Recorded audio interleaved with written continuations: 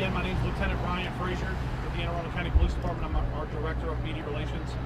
As we said from the beginning, when we get information that has been confirmed, we can release that information to you. We'll put it out as quickly as possible.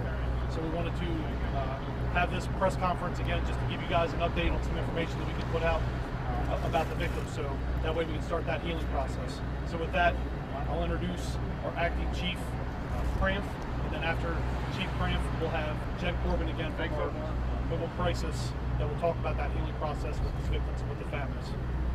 Chief. Thank you. As I stated earlier today, we are in the second phase, and this is our investigative process. Through that investigative process, we're going to bring some information to you that we can confirm. Before I give you the information on the victims, I want to say something about social media.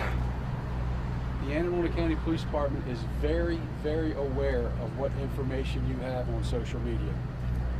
But we have an obligation and a responsibility to these victims that we get it right. And we only get to do that once. So I can't confirm what's on your social medias. I can only tell you what our investigation has confirmed, and I'm going to share the names of our 5 victims with you now. First victim's name is Wendy Winters. Second victim is Rebecca Smith. Third victim is Robert Hyacin. Fourth victim is Gerald Feshman. And the 5th victim is John McNamara. Can you say that again? So, Sir? what I'd like to say about this is that at this point, our investigative portion of this kind of breaks off into two different areas. One is the person of interest that we do have in custody. That person of interest is being interviewed as we speak by our Criminal Investigation Division.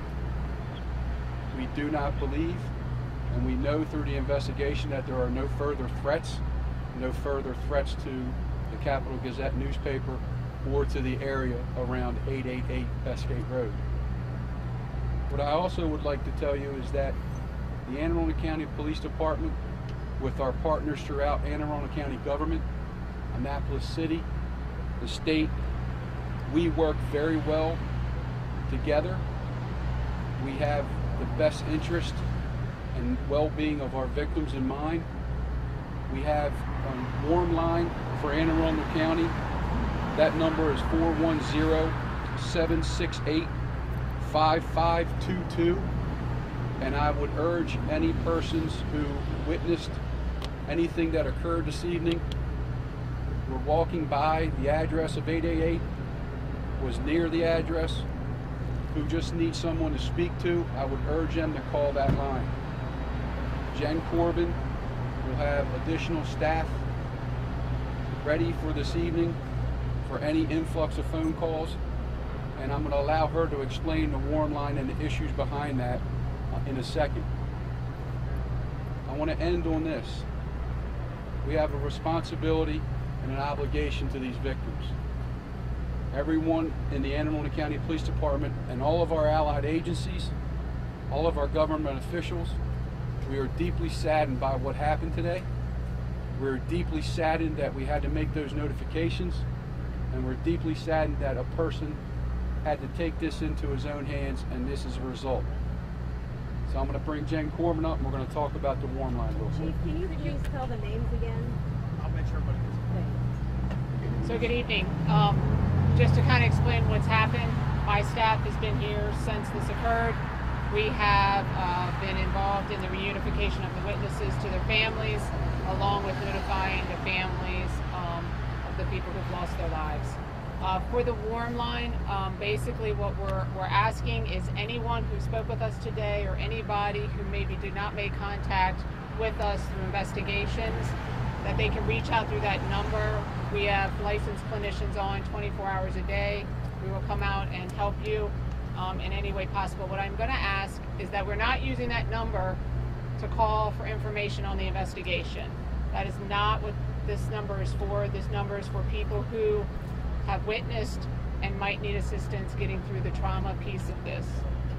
We are not asking you to call and ask questions about which family members are where, for us to give comments on the investigation. We are here to help.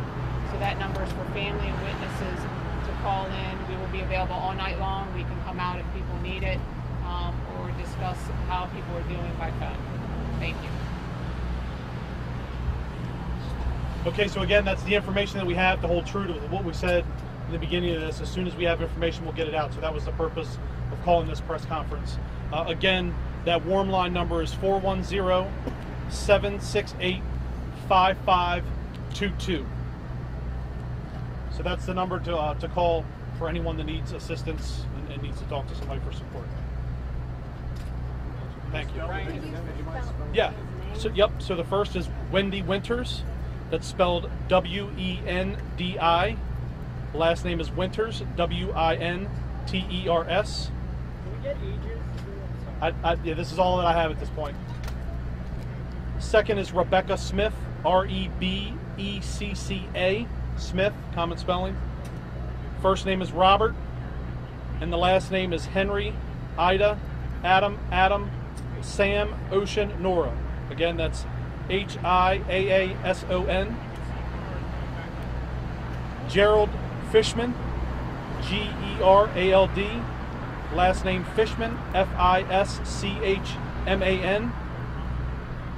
And last is John McNamara, J-O-H-N, M-C-N-E-M-A-R-A.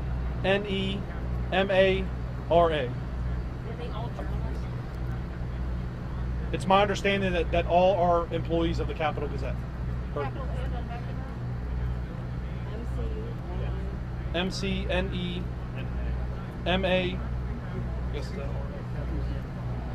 Yeah, capital N. Sorry. Sorry, I'm sorry. The third name, Robert Henry Hyatt. Nope. Henry was the H. So it's Robert, and then the last name is H-I-A-A-S-O-N. Yep. So again, as information becomes available, we'll make sure we get it out. But again, we don't anticipate having more information until the morning. We just thought that it was very important to get the information out about the victims to you guys so their families can begin that healing process. So our thoughts and prayers go out to their families, the victims, their friends, and we'll have an update for you in the morning. Thank you very much.